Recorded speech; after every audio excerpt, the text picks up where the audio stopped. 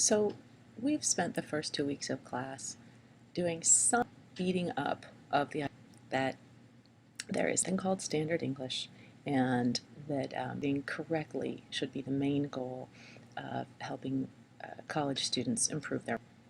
However, the dangerous thing we could be seen to support there is to not help college students improve their writing. And then what would be the point of this class? So I am going to present to you today one leader in the field of composition, Peter Elbow, who's been teaching English for many years at the University of Massachusetts at Amherst. And he would definitely say there is no such thing as standard English, and he is definitely not into correcting errors as a way of improving as a writer. But his new book, Vernacular Eloquence, What Speech Can Bring to Writing, says that you can use the power of your own informal, casual, the fancy word for that is vernacular language to improve your writing. So he's not against improving your writing, he just thinks it's a different way to go about it. So I'm going to introduce you to his ideas, the basics of his ideas today, and then we will use some of his ideas throughout the semester in short spurts to improve early drafts of your writing. And you'll try some of these on each other's writing next Tuesday in class. Okay, so Peter Elbow thinks you can use speaking to improve your writing, and he says correct writing is no one's mother tongue. Therefore, we need to speak from our mother tongues, according to him, to speak well, and we can figure out the correct stuff as we go. The first, oh wait,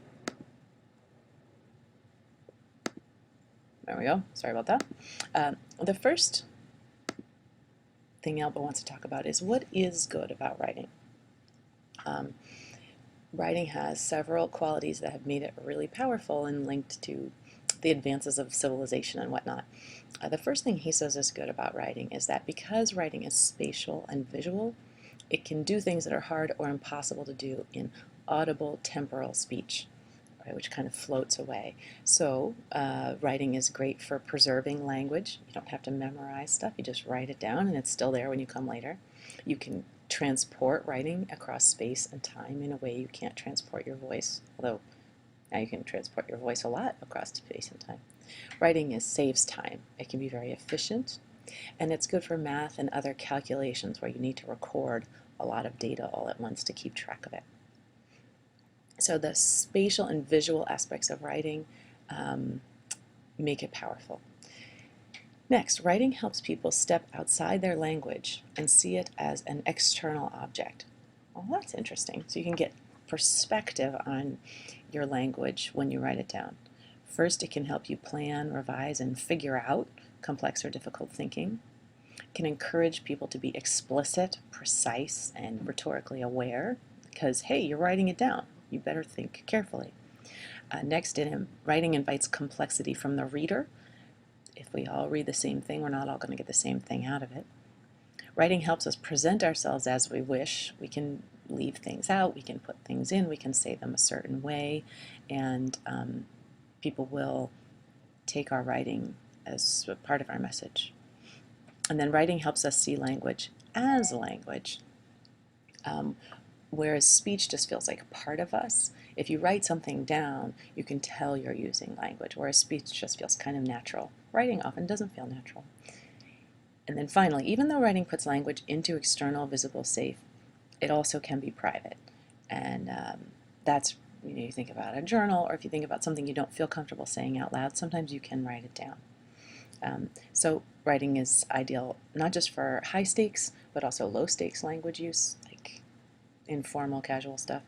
And writing can help us experience our experience and therefore resist pressure. So if I write about something and think it through, I know more what I think, and it's going to be harder to talk me out of it. Okay, so that's what's good about writing. It's mostly how we can get stuff outside of ourselves and take a look at it that allows us to be more analytical, more in control of our message, and ironically, more private. Okay, so now what's good about speaking? Because he thinks they're both good. He's got 9 things he thinks are really good about speaking. First, spoken language tends to connect better with the audience. Interesting. You don't get maybe as bored, and more of the person comes through. 2, speaking promotes flexible syntax. You don't have to worry about sentence structure because it comes out naturally. So there's a flexibility to it. Third, unplanned spoken language is less bogged down with nominalization. Oh, sorry, I meant to explain this. That means like verbs that have been turned into nouns. And I'm not sure I'm going to be able to come up with an example for you right now, but I'll show you someone when we hit it in your writing. But they're longer. When you turn a verb into a noun, it gets less active and longer and clunkier. 4, speaking promotes simpler, more direct sentence structure. I don't know if that needs to be explained, but simpler and more direct sentences are easier to follow. 5, unplanned spoken language is good for pits, gists, and nutshells. And this is great for when you're trying to figure out what you want to say. Sometimes talking about it, you get a little sound bite or a little phrase or some glimpse of what you want to say that you might want to put in writing later, but it's easier to come up with a little informal piece of what you want to say when you're speaking sometimes. Next, spoken language is more coherent than written language, and that sounds opposite, but it more naturally and completely emerges. And I'll talk more about that aspect of his argument later. Next, spoken language is more coherent than written language in a different and surprisingly obvious way. We'll talk about that too. And spoken language has the advantage of representing the world as process, not a done deal. When we write things down, sometimes we think that needs to be the definitive answer on that subject, and it closes down our thinking. Whereas if we're talking, we can figure stuff out as we go. And we might hit a new insight that we wouldn't hit in writing. Okay, and this is the final thing we're going to talk about in his theory today, but he believes that reading aloud in writing can help you be a better writer because he wants to, and reading other people's writing too, he wants to bring speaking into writing, so he doesn't want the words on the page to stay stuck on the page, but to get read aloud. And here's his 4 reasons that's useful. First of all, it promotes ownership. If I've said it, it's mine, as opposed to if I put it on a piece of paper, it exists somewhere else. Next, it helps us experience our words how others will experience them. So if I listen to myself reading my words out loud, I can tell what's coming across and what's not, because I'm a little bit the audience as well as the speaker. And then this one's really wordy, but it's important. I think it's the main help. Reading aloud increases our chance of noticing any mismatches or friction between the outer physical experience of hearing the sounds of our words and the inner mental or cognitive experience of feeling the meaning. He also writes this more simply. He says, reading aloud helps us notice when the fit is not so good between the words and meaning. And this is really hard to notice about your own writing.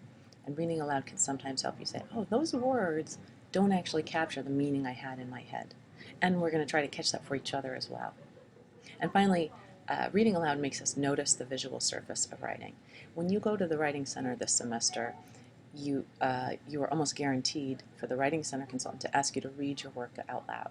And the most basic reason for that is all of a sudden misspelled words or errors of punctuation become really obvious when you read it out loud, whereas they aren't when your eye just skims over it on the page or the screen. So this is a little introduction to Peter Elbow's assertion that we can improve our writing by reading it aloud to each other. And we'll, now I want you to form groups so that you'll have people to read aloud your writing to, and we'll get started on making those groups set up.